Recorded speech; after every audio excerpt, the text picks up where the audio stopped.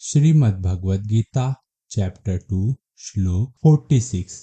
यावनर्थ उदपाने सर्वतः सम्मूलोदके ताव सर्वेषु वेदेषु ब्राह्मणास्य विजानत। तो भगवान कृष्ण यहाँ पे कहते हैं कि मनुष्य को, इंसानों को छोटे छोटे तालाबों में जाने की क्यूरियोसिटी तब तक रहती है जब तक वो किसी बड़े तालाब को न देख ले।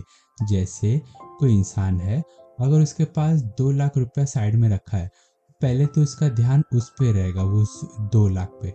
बट अगर कहीं और दूर 10 लाख रखा है तो वो उस 2 लाख को छोड़ के 10 लाख के पास चले जाएगा।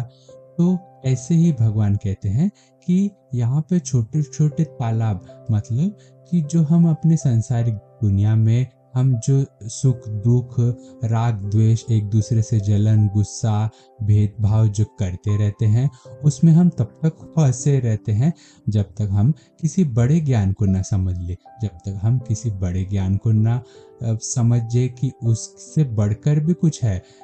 भगवान यहाँ पे बड़ा ज्ञान, बड़ा तालाब कहने का मतलब है कि निष्काम कर्म, क्योंकि अगर उसको एक बार जान लिया तो उससे बढ़कर और कुछ ज्ञान नहीं है।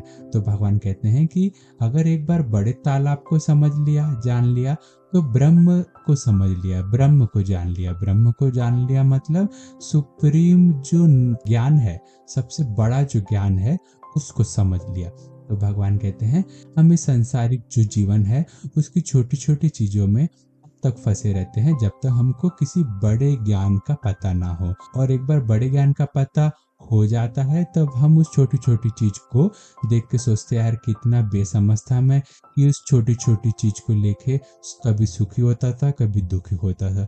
उस छोटी छोटी चीज को लेके किसी पे गुस्सा करता था तो कभी अच्छे से बात करता था। तो एक बार हमने बड़े ज्ञान को समझ लिया तो हम सोचते हैं कि हम कैसे अपने एक्सटर्नल फोर्सेस, अपने आसपास के वातावरण की वजह से हम कैसे चेंज हुआ करते थे।